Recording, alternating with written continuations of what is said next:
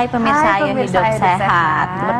Tadi kita sudah mendengarkan ya, itu penjelasan mengenai pembatasan-pembatasan negara-negara yang masuk ke Indonesia dari imigrasi ya, betul Kak Sheila. sekali. Jadi sebelum kita mulai berbincang-bincang sama Dokter Ida nih, langsung saja kita lihat dulu ada reporter yang sudah berada di Rumah Sakit Pusat Infeksi Sulianti Saroso dengan Mbak Laras. Silakan Mbak Laras. Ya, selamat siang dokter. Siang hari ini update terakhir terakhir adalah konferensi pers yang terakhir kemarin disampaikan oleh Direktur Utama RSPI Sulianti Saroso. Nah, ini total di RSPI Sulianti Saroso ada 10 orang yang masih berada di ruangan isolasi. 8 dari 10 orang tersebut statusnya adalah positif COVID-19 atau virus corona. Kemudian 2 orang diantaranya statusnya adalah pasien dalam pengawasan. Nah, untuk 8 orang yang positif, dari perkembangan juga ada 2 orang di antara 8 orang yang positif tersebut dalam tes terakhir ini sudah menjadi negatif. Ya, ini kalau dari urutan di urutan masuk pasien yang di RSPI adalah pasien nomor 3 dan juga pasien nomor 6. Untuk pasien nomor 3 ini adalah warga negara Indonesia, sedangkan pasien nomor 6 ini adalah warga negara asing yang pada hari Senin sore lalu sempat diumumkan oleh Ahmad Yuryanto selaku juru bicara penanganan COVID-19 positif virus corona. Nah, kedua orang ini, pasien 3 dan juga pasien 6 ini, meskipun sudah dinyatakan negatif, tapi juga masih menunggu hasil 1 kali lagi. Nah, untuk hasil labnya ini, seharusnya kalau tidak kemarin sore, maka pagi tadi sudah keluar hasil labnya untuk menentukan juga apakah bisa dipulangkan atau tidak. Nah, untuk keterangan negatif atau tidaknya hasil lab tersebut, kami masih menunggu untuk konferensi pers pada siang hari ini. Seharusnya konferensi pers ini akan dilaksanakan pada pukul 1:30 siang ini, sehingga kami masih menanti juga apakah kedua pasien 3 dan 6 ini akhirnya diperbolehkan pulang atau tidak. Tentu ada beberapa ketentuan, meskipun sudah negatif juga harus dilihat juga dari kondisi kesehatannya. Apakah sehat secara fisik begitu, tidak ada keluhan lainnya, maka diperbolehkan untuk keluar dari RSPI Sulianti Saroso.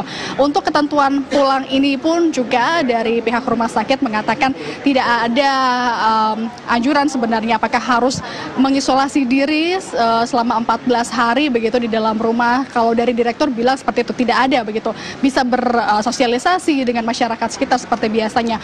Namun meski begitu, dari pihak Kementerian Kesehatan sempat meminta bagi pasien yang sebelumnya positif kemudian sudah negatif dan diperbolehkan untuk pulang, ini diharapkan untuk mengisolasi diri atau isolasi secara mandiri dan tidak terlalu berkomunikasi atau juga melakukan aktivitas bebas dulu selama 14 hari begitu. Ini pun karena diri yang sebelumnya dinyatakan positif ini ketika keluar juga tidak menutup kemungkinan untuk dapat tertular lagi, sehingga ini yang perlu dijaga. Demikian dokter, kami kembali kepada Anda di studio.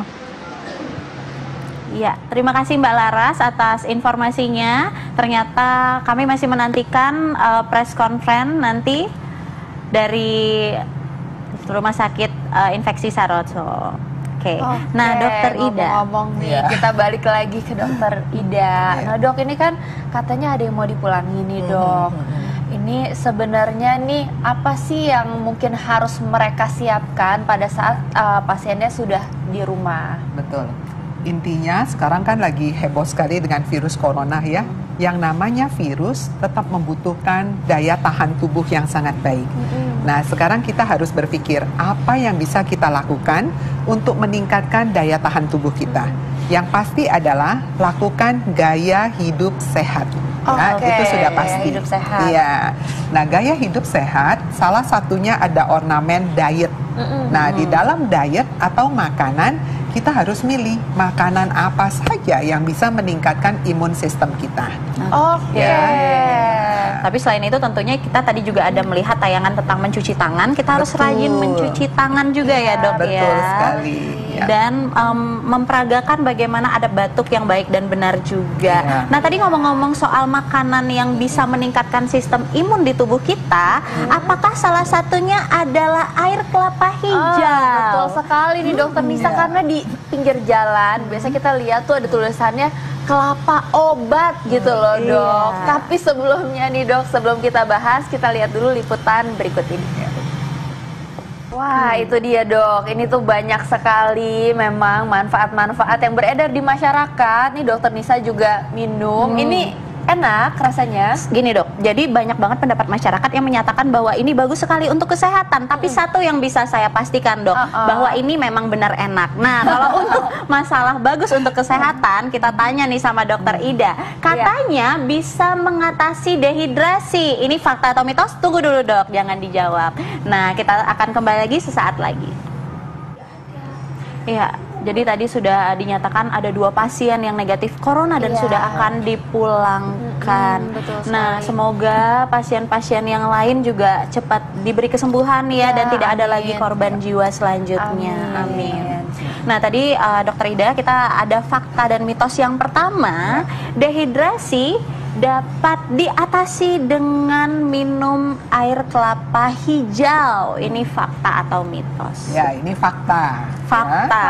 Nah, Kenapa tuh dok? Gini, biasanya dehidrasi terjadi sering sekali pada mereka yang olahraga.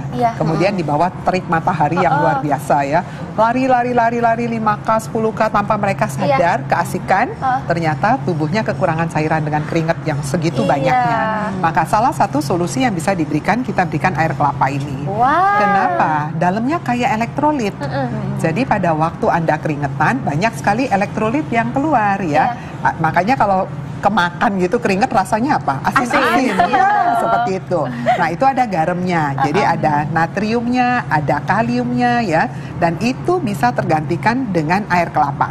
Air kelapa ini kaya akan natrium atau sodium ya, dan kaya akan potasium atau kalium. Jadi dia bisa menggantikan elektrolit dan cairan dalam tubuh.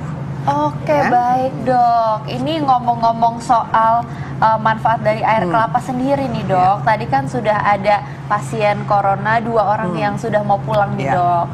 Ini boleh gak nih dok kira-kira kalau misalnya pas pulang minum air kelapa hijau, apakah bisa meningkatkan imun mereka atau bermanfaat gak ini dok? Ya, air kelapa hijau yang bermanfaat karena dia kaya akan elektrolit ya. Tapi meningkatkan sistem imun memang banyak penelitian pada hewan coba. Jadi mereka lakukan penelitian pada tikus dan tikusnya ini dikasih air kelapa. Dan ternyata si tikus ini mempunyai daya tahan tubuh yang lebih tinggi. Jadi dia ukur dari kadar limfosit, leukosit dan sebagainya. Namun penelitian pada manusia belum pernah dilakukan seperti itu ya. Nah dok, tapi sebelum ini nih, banyak masyarakat yang bertanya-tanya nih di luar sana. Karena kan memang kelapa hijau dan kelapa muda biasa itu kan beda harganya tuh lumayan jauh ya. Sebenarnya untuk kandungannya sendiri antara kelapa hijau dan kelapa biasa itu sama tidak sih dok? Ya, secara umum hampir sama. Jadi kalau kita lihat, di dalam kelapa hijau ada yang namanya garam natrium, di kelapa biasa juga ada. Kemudian ada kalium, dia juga ada, cuman perbedaan kadarnya saja. Berarti perbedaan yang tidak signifikan ya dok? Perbedaan tidak terlalu signifikan. Jadi kelapa biasa pun cukup juga ya dok? Boleh juga. Oke dok, bagaimana dengan kesehatan jantung nih dok? Karena ini ada mitos atau fakta nih dok, katanya air kelapa hijau ini baik untuk kesehatan jantung dok. Ya, ini sebetulnya fakta. Ya. Gini, kalau kita bilang kesehatan jantung, biasanya kita harus memperhatikan tensi. Tensi itu penting sekali untuk kesehatan jantung. Dan ternyata air kelapa ini kaya akan potasium atau kaya akan kalium. Salah satu efek kalium itu bagus ikut mengendalikan kadar tensi kita, ya itu efek tekanan darahnya ya, tekanan darah. Nah, ini ada lagi nih dok, katanya nih konsumsi air kelapa bisa membuat tubuh lebih kuat atau berenergi. Nah ini fakta atau mitos? Ya, ini adalah fakta. Gini, biasanya kalau orang berkesannya lebih kuat, lebih energi, pasti mereka sedang melakukan satu kegiatan aktivitas, exercise. Nggak mungkin kalau lagi duduk diam terus ngomongnya berenergi ya. Nah, pada waktu dia melakukan kegiatan atau aktivitas, biasanya tubuhnya membutuhkan cukup elektrolit dan cukup cairan. Dan yang memenuhi ada elektrolit, ada cairan, salah satunya ada di air kelapa ini. Makanya kenapa mereka yang habis berolahraga atau melakukan satu aktivitas, dia suka minum minuman-minuman yang kaya akan cairan elektrolit untuk menggantikan cairan yang hilang supaya mendapatkan energinya kembali. Nah, sebetulnya itu adalah unsur utamanya ada di air kelapa ini. Malah lebih komplit ada di sini. Ya. Oke dok, ini ada lagi nih dok, ini yang paling banget nih dok, ini dipercaya sama orang-orang, katanya dok, air kelapa ini bisa mengeluarkan racun dalam tubuh. Wow, ini fakta atau mitos sih, Dok? Ini sebetulnya mitos ya. Mitos ternyata. Betul. Tapi di masyarakat mereka sangat mengangkat ini Iya, betul, Dok. sebagai satu primadona dari air kelapa hijau, tapi khusus yang warnanya hijau. Sebetulnya ada nggak dasarnya? Ada. Jadi ada penelitian pada hewan coba tikus. Jadi tikus ini dikasihkanlah racun. Ternyata setelah tikusnya dikasihkan dengan air kelapa selama 45 hari, MDA atau kita bisa lihat kadar prooksidannya menjadi lebih turun dan antioksidannya lebih tinggi. Nah itu tapi pada hewan coba. Oleh karena itu dalam penelitian itu diminta supaya dilakukan juga penelitian pada manusia. Pastinya kita tidak tahu hasilnya lebih baik atau tidak. Belum keluar ya berarti Belum ada, hasilnya. ya. Baik, Dok. Oke, Dok. Jadi ini, Dok, ini kan memang terkenal penuh dengan manfaat ya, Betul. Dok ya. Gimana sih tipsnya supaya kita tetap bisa mengkonsumsi air kelapa dan mendapatkan segala manfaat yang ada terkandung di dalamnya? Silahkan aja. Jadi air kelapa ini boleh saja diminum sebagai pengganti air putih ya. Tapi biasanya kita paling mampu minum 1 butir kelapa mengandung kira-kira 250 sampai 300 mililiter air.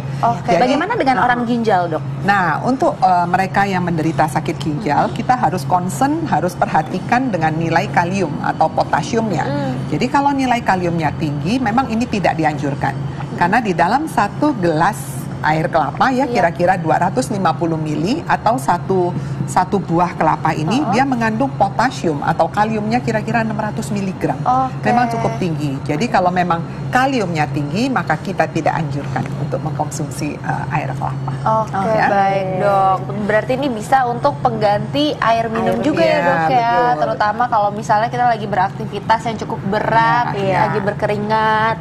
Asal Dok, jangan ditambah gula, sirup, itu dia es batu, tuh. dan segala teman-teman yang manis itu Itu ya, dia. Dokter Sheila. Sesaat lagi kita akan ngebahas tentang manfaat sinar matahari pagi. Nah, siapa yang takut dengan sinar matahari atau bahkan punya anak yang disinari matahari setiap Bener pagi? banget. Nah, kita akan membahasnya sesaat lagi, tetap di Hidup Sehat.